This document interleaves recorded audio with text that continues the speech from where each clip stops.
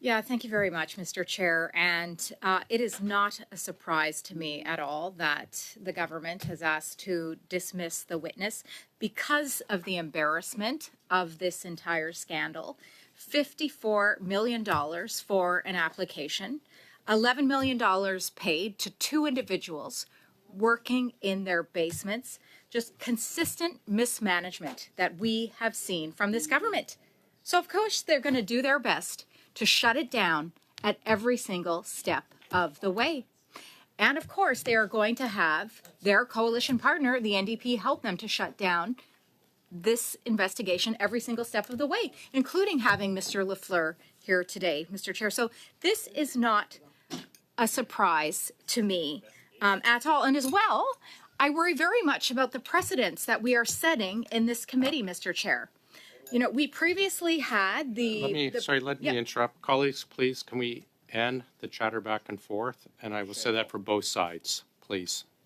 Yeah, Show thank you the very much, respect for Mr. Mrs. Chair. Goosey. I appreciate that. I know on the Liberal benches, they're used to their leaders shutting women down. And so, you know, they do what they see, and they're attempting to do that here as well.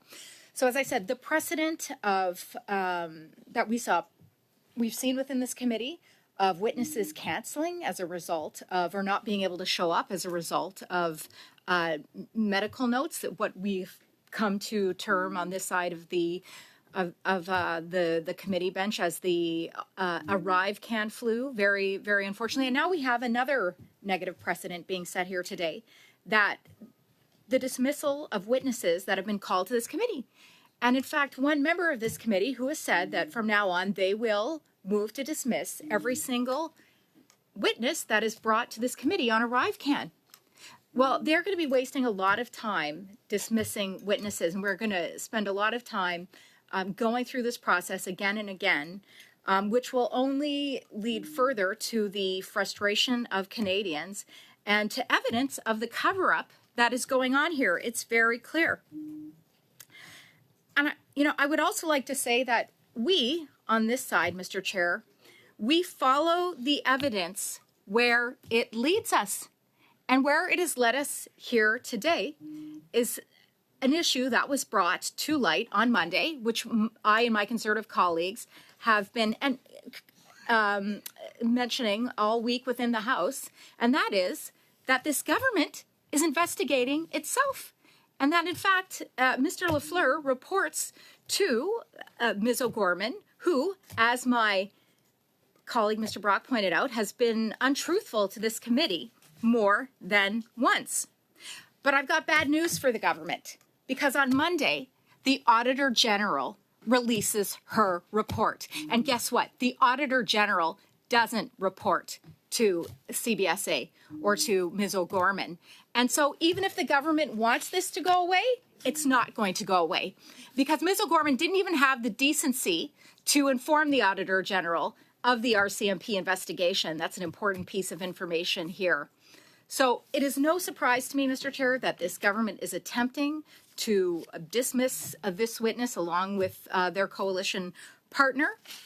I'm very concerned, as I said, about the precedents that we have set within this committee.